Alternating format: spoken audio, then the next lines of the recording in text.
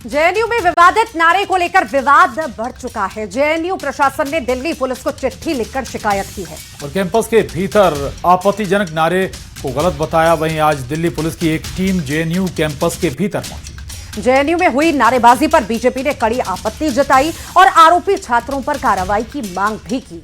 तो वहीं कांग्रेस को इस नारेबाजी में कुछ आपत्तिजनक नहीं लगा, जबकि आरजेडी ने ये तो माना कि ऐसे नारों की जगह लोकतंत्र में नहीं।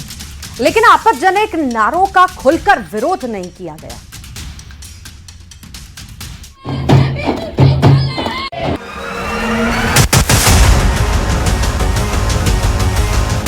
सोमवार रात जेएनयू कैंपस के भीतर छात्रों की आपत्तिजनक नारेबाजी के मामले में सियासी बवाल मच गया है। दिल्ली सरकार में मंत्री कपिल मिश्रा ने नारेबाजी करने वाले छात्रों को सपोला बताया। उन्होंने कहा कि सांपों के फन कुचले जा रहे हैं तो सपोले बिलबिला रहे हैं। उन्होंने कहा कि ये दंगाइयों का समर्थन करने वालों की हताशा है, जबकि कांग्रेस नेता ने नारेबाजी करने वाले छात्रों का बचाव किया। कांग्रेस के मुताबिक जेएनयू छात्रों की नारेबाजी में कुछ गलत नहीं है, क्योंकि ये तो सिर्फ एक नारा है। देखिए, सांपों के फन कुचले जा रहे हैं और सपोले बिलबिला रहे हैं। दिल्ली के खिलाफ साजिश रचने वाले दंगाइयों को सुप्रीम कोर्ट पहचान चुका है और उनको कठोर सजा देने का रास्ता खुल चुका है। क्या ऐसा है, भाषा होती है, जब मॉब होता है तो और जगहों पे भी होता है, और आज से नहीं डिकेड से चल रहा है इस तरह की बातें। दिल्ली सरकार में मंत्री मनजिंदर सिंह सिरसा ने कहा कि अगर हर मुद्दे पर विरोध प्रदर्शन होने लगे तो फिर बचेगा क्या। उन्होंने नारेबाजी करने वाले छात्रों को अलगाववादी बताया। वहीं आरजेडी सांसद मनोज झा ने कहा कि खालिद उमर और शर्जिल इमाम के जमानत खारिज होने के फैसले से उन्हें तकलीफ हुई, फिर भी लोकतंत्र में ऐसे नारों की कोई जगह नहीं है। बात के ऊपर भी प्रोटेस्ट होंगे तो फिर बचा क्या। इन लोगों को कोई देश से, कोई संविधान से, कोई कानून से मतलब नहीं है।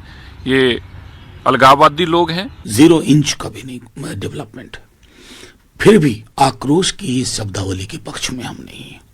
आक्रोश जायज हो सकता है। मैं तो मुर्दाबाद के स्लोगन का भी विरोधी हूँ।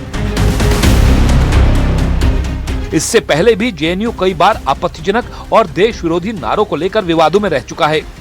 अफजल गुरु को फांसी के विरोध से लेकर खालिद उमर और शर्जिल इमाम के जमानत खारिज होने तक का विरोध जेएनयू के इतिहास में लिखा जा चुका है। सरकार 2026 में एमपी को भगवामय करने की तैयारियों में जुटी है। भुवन सरकार की पूरी प्रदेश को भगवामय बनाने की तैयारी है। इसको लेकर कई बड़े धार्मिक प्रोजेक्ट को सरकार ने मंजूरी दी है। यानी इस साल कई बड़े प्रोजेक्ट पर काम शुरू होने वाला है। सीधे शब्दों में कहा जाए तो सरकार की पूरी तैयारी है कि मध्य प्रदेश को धार्मिक कॉरिडोर से रिलीजियस टूरिज्म का सेंटर बनाया जाए। इसीलिए ही सरकार के बड़े धार्मिक प्रोजेक्ट्स पर फोकस ज्यादा है। 2026 में मां नर्मदा परिक्रमा पथ का विस्तार भी होगा और इसके साथ ही अनूपपुर में नर्मदा लोक बनाया जाएगा। यही नहीं, नर्मदा किनारे कई धार्मिक प्रोजेक्ट्स पर काम किया जाएगा। 12 स्थानों पर बड़े धार्मिक प्रोजेक्ट्स का काम होगा और हर नगरीय निकाय में गीता भवन का निर्माण भी कराया जाएगा। इसके साथ साथ ओंकारेश्वर में ममलेश्वर लोक बनाया जाएगा। मंदसौर में पशुपतिनाथ लोक बनाने की तैयारी है। तो वहीं उज्जैन में कृष्ण सुदामा शनि लोक निर्माण बनने वाला है।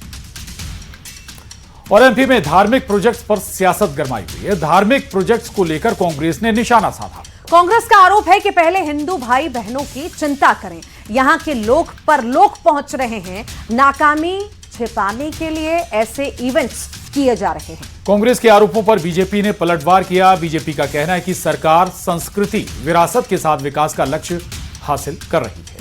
भगवाकरण के नाम से कोई आपत्ति नहीं है। हालांकि मुस्लिम पक्ष का कहना है कि सरकार को ऐसा कोई काम नहीं करना चाहिए जिससे ऐसा लगे कि सरकार किसी धर्म विशेष के लिए काम कर रही है।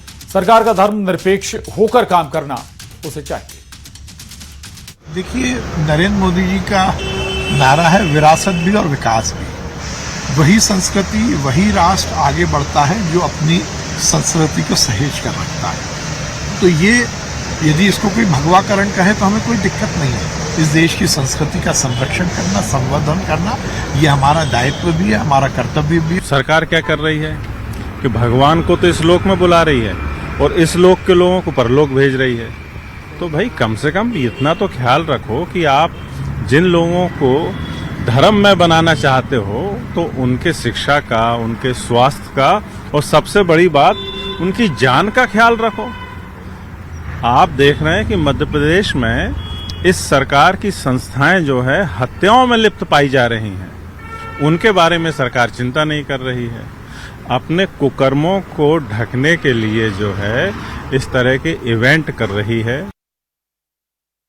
कि धर्म और राजनीति दोनों अलग अलग पहलू है। धर्म किसी की निजी आस्था का विषय हो सकता है और राजनीति जो है वो जनता की सेवा के लिए होती है, और शासन जो होता है, सरकार जो होती है, उसका कोई धर्म नहीं होता, वो धर्मनिरपेक्ष होती है। सरकार को कोई भी ऐसे काम नहीं करना चाहिए जिसके जनता को ये लगे कि किसी एक धर्म विशेष की सरकार है।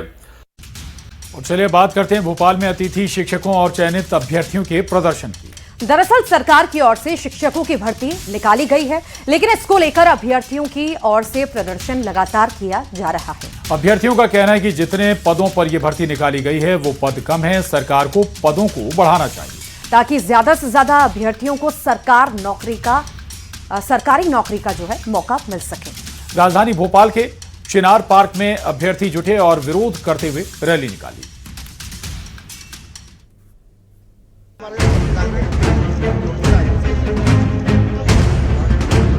नौकरी दी जाए और बेरोजगारी खत्म की जाए। उसमें फॉर्म डाल के क्या हम लोगों ने गुनाह किया है? सर्वे में जाते थे तो 1.5 लाख से ज्यादा पद खाली हैं वर्तमान में। राजधानी भोपाल में अतिथि शिक्षक और अभ्यर्थियों ने जमकर प्रदर्शन किया।